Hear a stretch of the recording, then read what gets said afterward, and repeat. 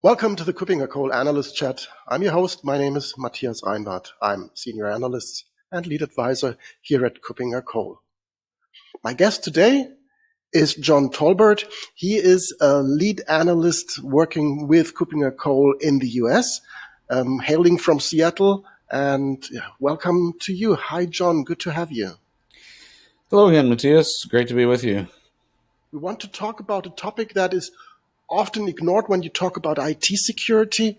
We want to talk about security in a factory floor context, in an industrial environment. So we want to talk about industrial security. And if we look at the news, or if we looked at the news just quite recently, there were some industrial controls that have been in the news over the last year. When we look at these attacks, to start maybe from that point of view, what do they have in common? Where are they similar? You know, that's a great question. I think when you look at, especially like the last 6 months or so, there have been a couple of high-profile attacks. Probably the highest profile attack on industrial controls was related to the Colonial Pipeline event back in May, where they had a ransomware attack and it shut down the pipeline for a number of days, stalling oil and jet fuel deliveries all around the south and east coast of the U.S. So it was pretty significant. It didn't actually affect the production equipment from what we are led to understand based on reporting. It affected the office systems, but out of an abundance of caution, they shut down the pipeline and all the associated industrial controls around that in order to prevent the spread there. There was another attack back in, I think it was January, February, a water treatment facility in Florida, and it was unsuccessful. But in that case, the attacker was able to get in using a remote access tool. And, in many of these cases, we see that there are some commonalities, things like services that are left on that shouldn't be, old username, password combinations, when users that may have left the company or the organization should have been deprovisioned but weren't, and then just using passwords for allowing remote access in itself is something that shouldn't be possible.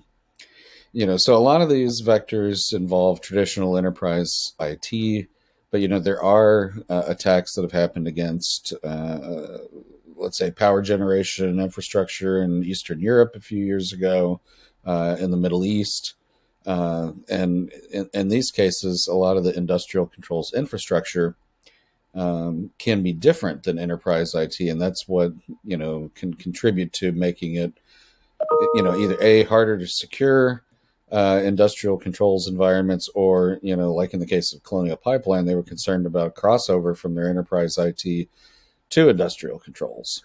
Right. So we are talking about things that we would consider, looking at traditional IT security, as cybersecurity hygiene, so deprovisioning of accounts that are no longer in use. But this is obviously more difficult when we talk about OT, operational technology, and ICS systems. Why are they so hard or harder to protect? Why are they not that easy to defend? Well, in a lot of cases, so there's a lot of different reasons for that. So, in the enterprise environment, if everybody's got a laptop or a desktop and we've got servers and clouds and things that are well understood, and security tool vendors have been making solutions for years. And most of that involves some kind of an endpoint agent, in many cases, for like detecting malware and ransomware. In the industrial controls world, either A, there are machines that are maintained and controlled by the vendors of the industrial control system, and maybe they don't allow endpoint agents to be installed, or might invalidate the warranty. Sometimes that's the case in the healthcare field, from what I'm told too. You'll have machines in a medical environment that can't really receive endpoint agents or other security tools that can be more difficult to even monitor, not to mention secure. And then in other cases, they may have, very proprietary operating systems. We also talk about industrial IoT, the Internet of Things. So even, physically lighter weight devices that may not have operating systems that can support agents, or they may not be all that user or administrator configurable. So it's difficult to have them participate in the same general enterprise IT security scheme that our regular office and cloud networks can benefit from every day. Right. And we always hear these stories of these really old style operating systems still being used to have this XP running just because things work that way. And as long as the walls are thick enough that nobody can attack that, that can keep on running, which might be at least a bit misleading when it comes to feeling secure in that area. If we look at the total numbers, of course, these OT devices, IoT, industrial IoT devices are not that many compared to traditional office operating environments with tons and millions of machines. But nevertheless, I would expect that there are specialist vendors that focus on providing security, especially for these systems and for these highly endangered systems. What kind of solutions are there? I expect you have been doing some research here. That I expect that there are some vendors who actually do that. What kinds of solutions are around that really tackle that problem? There's a couple of different approaches that we see. So with industrial control systems, some of the vendors themselves provide, security within their own platforms. So you're kind of limited. They may not, in all cases, work well together with the rest of your security infrastructure, but these platform providers have some proprietary security mechanisms. So, if you're running an environment that has, one of these proprietary platforms, I would say, do what you can to make full use of the security capabilities within that. I think one of the biggest problems that we have is overall lack of visibility on the operational technology, industrial control systems, environments. And that's where there are a couple of really interesting technologies that come into play there. First would be NDR, network detection and response.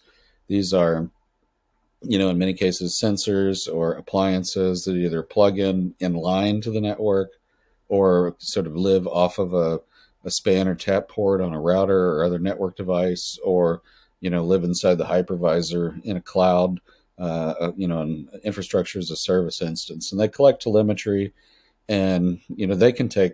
There are two different methods, high-level methods that they can use. They can either decrypt the traffic and look for malicious goings on in that, or more sophisticated and now really more commonly these days, vendors in this area have learned to understand what threats look like even in encrypted traffic. So they watch the traffic going by across all of your different environments and can alert your staff and even take action. So it's detection and response. What kinds of responses can you get? Well, ideally, you'd be able to do things like block that traffic, block by IP or URL, isolate a host or something like that, and then integrate with the rest of the security infrastructure, typically something like a SOAR, security orchestration, automation, and response tool. So that's NDR. DDP, distributed deception platforms, that's another area where it's kind of an active defense, and that's what I think makes it really interesting. It broadens the ability to pull in intelligence about attacks that may happen in your environment by creating fake resources, everything from fake sensors or computers or network segments themselves, but also things that an attacker might be interested in: files, credentials, SSH keys, RDP sessions.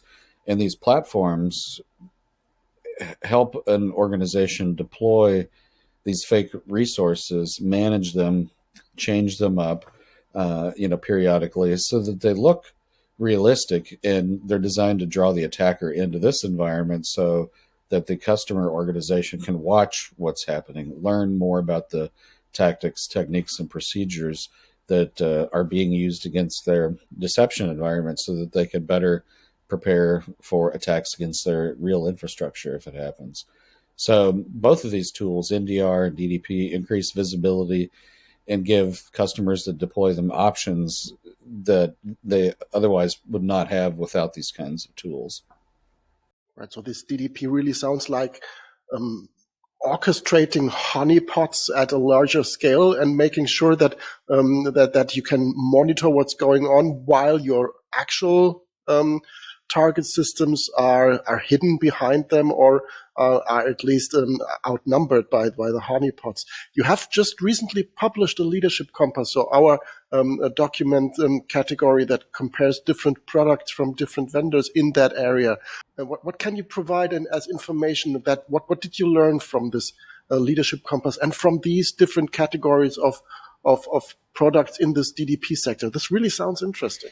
It is fascinating. I think, having an active defense, a way to get really, really pertinent intelligence about what may happen to your organization has a lot of value, especially in these areas for industrial controls, operational tech, medical gear, medical networks, places that you may lack the visibility.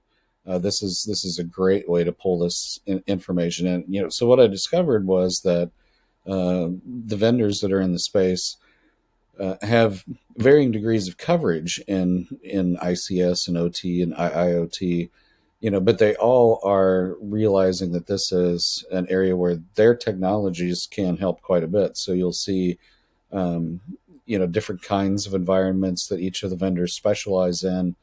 Some have really good coverage for those medical networks. Others have a good coverage for specific kinds of industrial networks, as well as enterprise IT. So it's not just limited to industrial controls. They do things like, look at LDAP and Active Directory and can, pretend to be various kinds of general enterprise IT servers.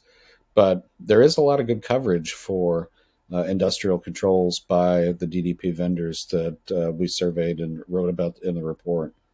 Right, so it's not only for OT and ICS for industrial Sure. control systems, but it's really something where an area where they really make perfect sense and where they can support where other security mechanisms might not be applicable, as you've mentioned earlier. Well, I think it's not just honeypots. I mean, it's kind of an evolution of the old honeypot idea, but it really is a platform. So it's a way of helping a customer automatically generate resources that look realistic and distributing those in ways that, make sense, do some network mapping, put things, in places where they're parallel to, other real assets, like you said, to kind of draw them in and away from the real assets. But it's much more than a honeypot. Okay, got the point. So it's really also, as you said, an active way of defending against the attackers by creating a wide range of additional, as you said, assets that look trustworthy and look interesting for the attacker. You've mentioned before the NDR sector as well as being the second part of the weapons that you have when defending OT and ICS. I understand you're working on a leadership compass, or at least a document around that topic as well. Is there something already available where you can shed some light on that market, although it is not yet published? Yeah, this is an update to a leadership compass we published last year on NDR. So yeah, I'm working on it right now, and trying to get as much information as we can about how these solutions help in the OT and ICS world. And I'm pleased to say that there's a lot of good coverage among some of the vendors in this report too, for both the OT and ICS in IIoT. There are different protocols, a lot of different acronyms here, but there are different protocols that work in each environment, and being able to not just detect that, but figure out if something is malicious happening inside that protocol traffic, that's what's really key for increasing the visibility. And in many cases, the NDR tools can help with that. I would say that look for the report when it comes out, because I'll try to provide more detail about which kinds of environments are covered by which vendor tools, because there are differences between the types of protocols, the types of industrial settings where each tool might work best. But the good news is there are solutions that can help companies and organizations that are in the various industries and running different kinds of equipment.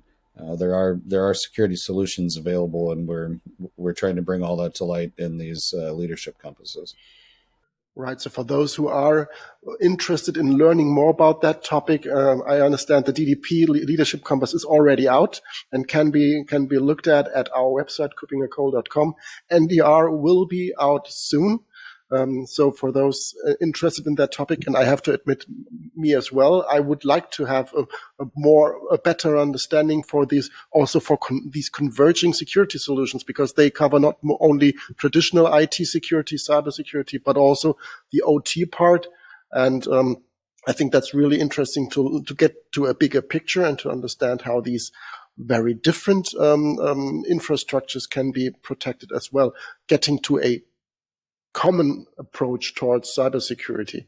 And if we talk about cybersecurity, of course, we need to mention the Cybersecurity Leadership Summit, an event that we will be hosting in November in Berlin and online. So it will be hybrid again, just like the EIC that has been executed in September in Munich and on the internet. And cybersecurity in that context, when we say cybersecurity leadership, we'll also have a look at that as well. Am I right? Yeah, I'm looking forward to this edition of our CSLS. The last few years we've had really good participation. Berlin's been a great place for that.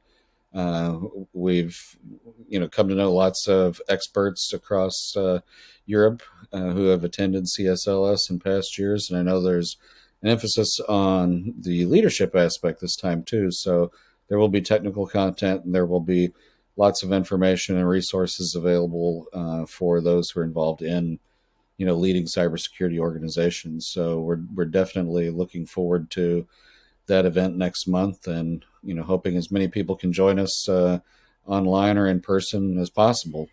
Absolutely. I'm looking forward to that as well. And as you said, we are looking at the technical aspects, but we're also looking at the people who are responsible at the C-level, at the CISOs, the people who are really in charge when it comes to taking the right decisions and to get to well-informed decisions. I think CSLS really is a great place to be. We've talked about the existing DDP Leadership Compass. We talked about the upcoming NDR Leadership Compass. Is there other research that's coming up there in that area as well? Are you looking at specific products, vendors in more detail? And what else is to be expected in that area?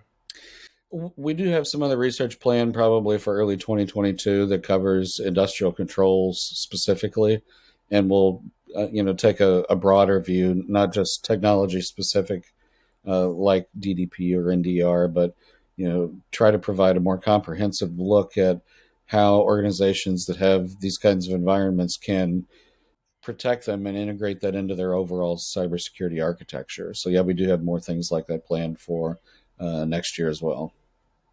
That sounds really promising, and I'm really looking forward to that, because we just also as analysts need to broaden our view there as well, because these systems are as important as the traditional office IT as well. So for today, thank you very much, John, for being my guest today. I will be, as I said, in Berlin. We will be talking to each other in Berlin for this event as well, and I'm really looking forward to talk to you soon again for another episode of this podcast. For the time being, thank you very much, John. Thanks.